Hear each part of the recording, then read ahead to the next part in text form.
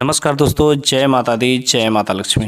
हे माता, मैं आपसे विनती करता हूँ, प्रार्थना करता हूँ कि जो भी दर्शक मेरे वीडियो को पूरा पूरा देखते हैं तथा उसे लाइक करते हैं, आप उनके जीवन में किसी प्रकार का दुख दर्द मत आने देना, उनके जीवन में खूब तरक्की करना।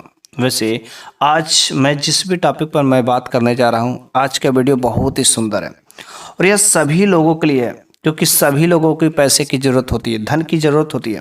और यदि आप माता लक्ष्मी का अस्थायी निवास चाहते हैं, यदि आप अपने घर की गरीबी को हमेशा हमेशा के लिए ख़त्म करना चाहते हैं, तो आज के वीडियो देखने के बाद शायद आपको किसी दूसरे वीडियो को देखने की ज़रूरत ही नहीं पड़ेगी।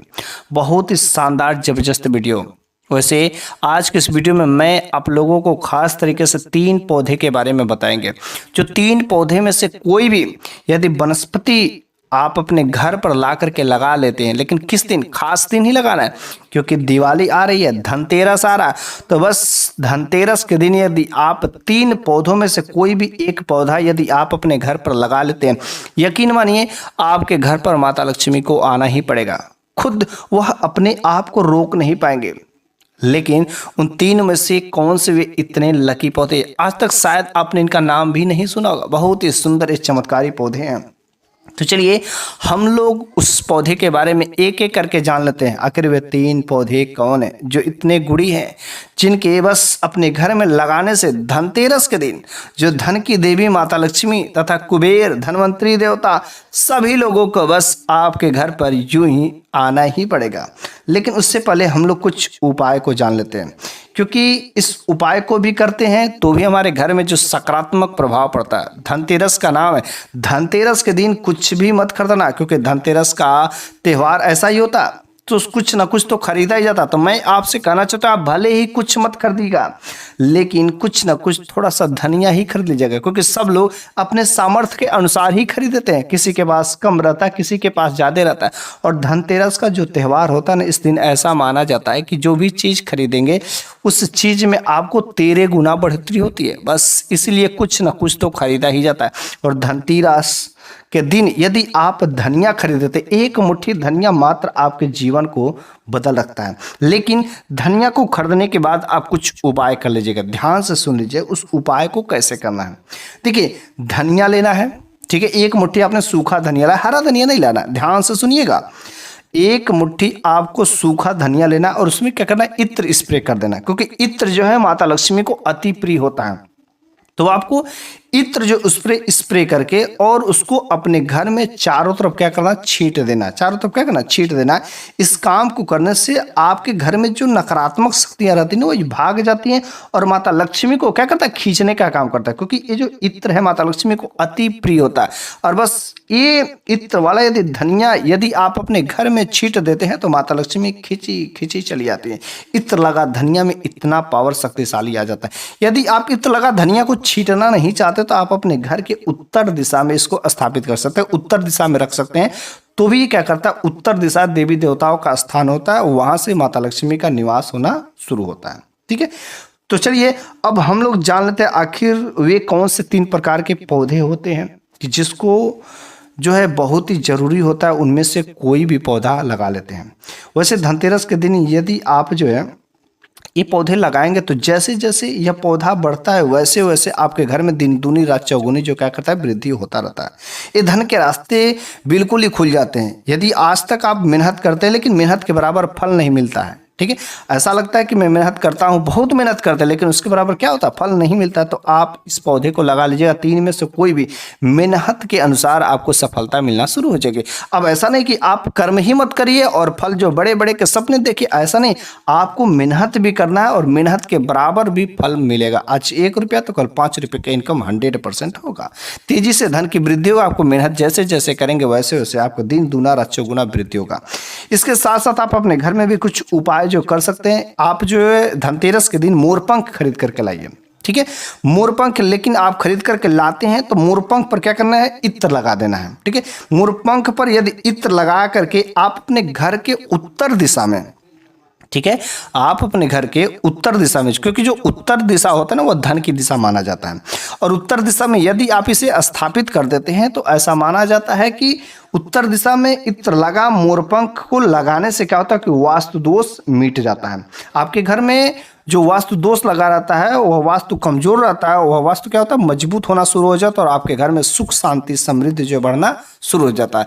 जिस घर में वास्तु जो कमजोर होता है ना, उस घर का सब कुछ जो सर्वनाश होना शुरू हो जाता है, काम होते होते बिगड़ जाता है और नहीं तो कुछ भी अच्छा नहीं लगता, मन जो बेचैन रहता है, घर में लड़ाई झगड़े होते हैं, घर में निर्धनता ही निर्धनता रहती है, बिना मतलब का बेमतलब का जो आपके घर में लड़ाई झगड़े छोटी छोटी बातों पर होना शुरू हो जाता है, तो समझिएगा आपके घर का वास्तु जो खराब हो गया है। ठीक है, तो इसके लिए आपको धनतेरस के दिन एक मोरपंख लाइए और उस पर इत्र लगा के अपने घर के उत्तर दिशा में आप स्थापित कर दीजिए।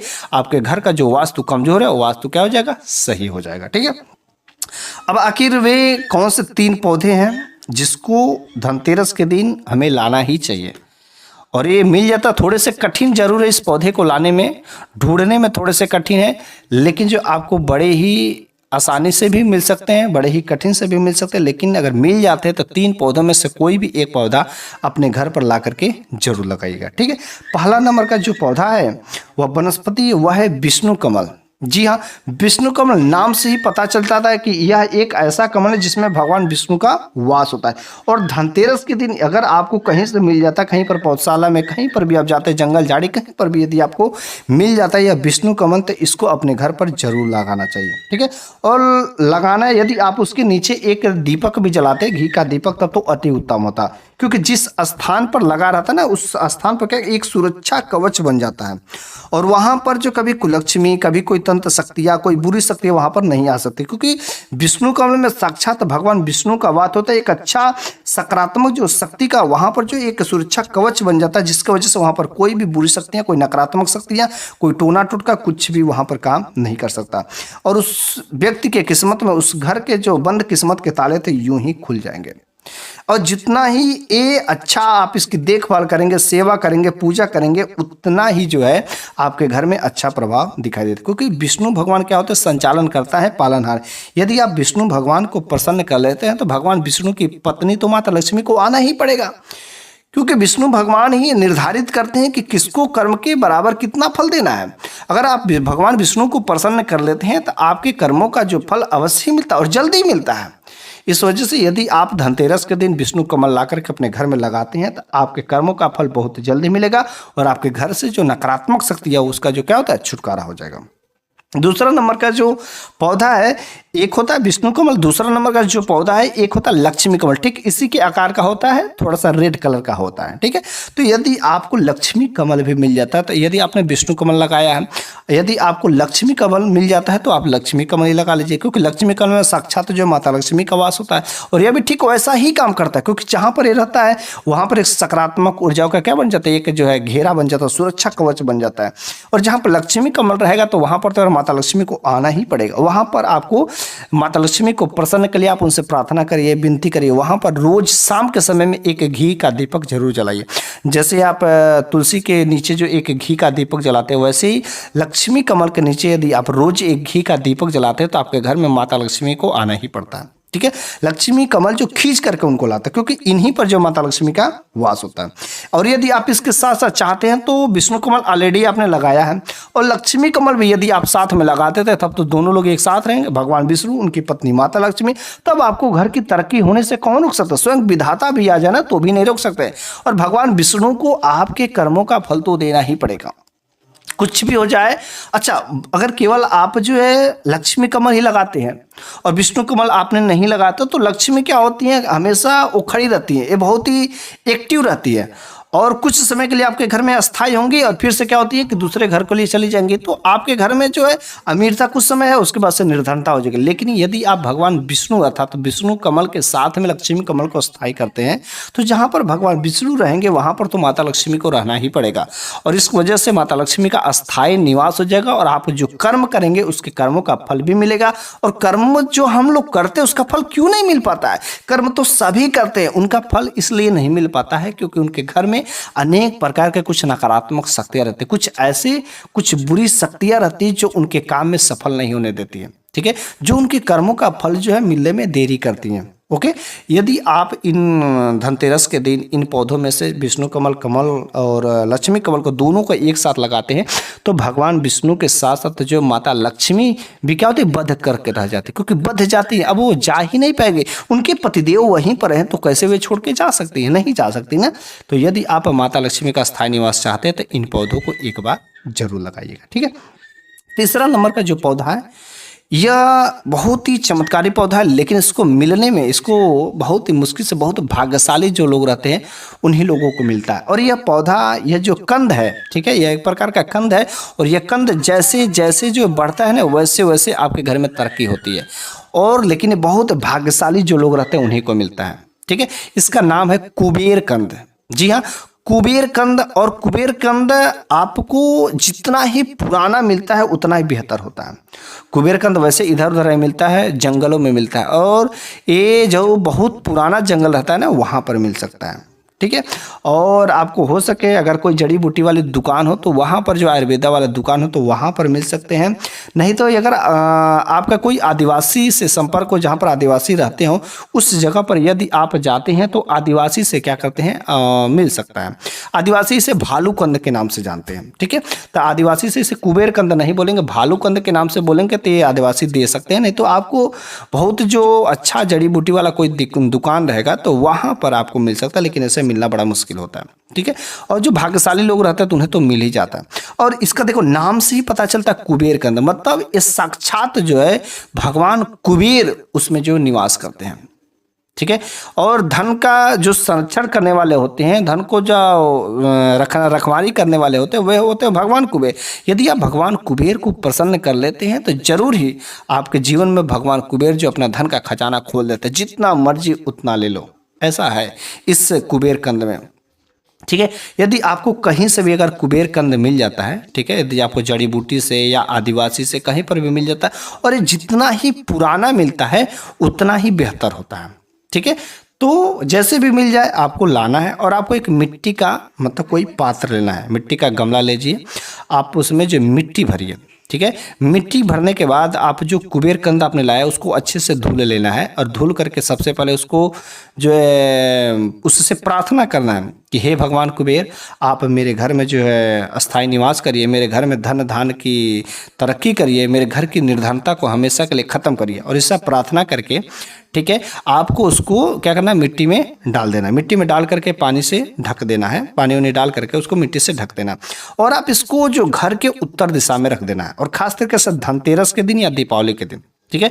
यदि आप धनतेरस के दिन या दीपावली के दिन घर के उत्तर दिशा में इसको गमले में कुबेर कंद को यदि स्थापित करके लगा करके यदि आप जो है रख देते हैं तो यकीन मानिए जैसे जैसे यह बढ़ेगा ना वैसे वैसे आपके घर में तरक्की होना शुरू हो जाएगा। अर्थात तो भगवान कुबेर ने अपना जो धन का खजाना आपके लिए खोल दिया है। इतना जबरदस्त जो प्रभाव है इसका कि जो अमीर लोग होते हैं ना ऐसे कई सारे उपाय किए रहते हैं, लेकिन वे लोग अपनी राज बताते नहीं है, ठीक है। उससे कोई अमीर नहीं बन जाता, जरूर कुछ ना कुछ उन्होंने देवी देवता को प्रसन्न करने के लिए, अपने पूर्वजों को प्रसन्न करने के लिए कुछ ना कुछ उपाय किए, क्योंकि जिस घर में पूर्वज प्रसन्न रहेंगे, देवी देवता प्रसन्न रहेंगे, तभी उस घर में जो है अमीरता आ सकती है, माता लक्ष्मी का जो अस्थायी निवास हो सकता है। लेकिन जिस घर में पूर्वज प्रसन्न नहीं रहेंगे, देवी देवता का वास नहीं रहेगा, नकारात्मक शक्तियाँ रहेंगी, तो उस घर में माता लक्ष्मी का निवास कहाँ से हो सकता है, कभी नहीं हो सकता ना। तो इस वजह से आप भी धनतेरस के दिन अगर 3 पौधों में से ये जो 3 मैंने कंद बताया, इन तीनों में से अगर कोई भी मिल जाता है तो बड़े ही आप किस्मत वाले हैं। और आप इसको ला करके भली बात जो पूजा करके उसको क्या करें, स्थापित करें अपने घर पर। जिसको लगाते हैं आपके घर में माता लक्ष्मी की वृद्धि होती है, माता लक्ष्मी दिन दुना रात चौगुना आपके घर में धन बरसाती है। आपकी जो निर्धनता जो पुश्तों से चली आ रही थी वह यूं ही कुछ महीनों में कुछ दिनों में खत्म हो जाती है। ये इतना जबरदस्त जो तरीका होता है। और आप धनतेरस के दिन जो है कुछ ना कुछ सामान जरूरी खरीदना चाहिए, लेकिन एक मुट्ठी धनिया का जो इत्र वाला मैंने उपाय बताया आप इसको कर लीजिएगा, बहुत ही सिंपल सा सरल उपाय। या तो आप मोर पंख वाले जो मैंने उपाय बताया उसको कर लीजिएगा। तो आज की इस वीडियो में मैंने 3 से 4 जो उपाय बताए उनमें से जो भी उपाय आपको अच्छा लगे तो जो सिंपल हो आसान हो आप उसको तो कर ही सकते हैं। लेकिन जो मैंने 3 कंद के बारे में बताया तो यदि आप भाग्यशाली होंगे, आपके अगल बगल कहीं पर होगा तो आपको जरूर मिल सकता है और आपके जीवन की स्थिति यूं ही बदल जाएगी जो जन्मों कर्मों से गरीबी चली आ रही है वह यूं ही खत्म हो जाएगी। आप अपने कर्म करिएगा, इन उपायों के भरोसे भी मत रहिएगा बिल्कुल कि कर्म ही नहीं करें। आपको कर्म भी करते रहना, साथ में उपाय भी करते रहना, ताकि आपके घर में तथा आपके साथ में सकारात्मक ऊर्जाओं का वास होगा। तभी आपका कर्म का फल जो जल्दी मिलता है और सकारात्मक मिलता है।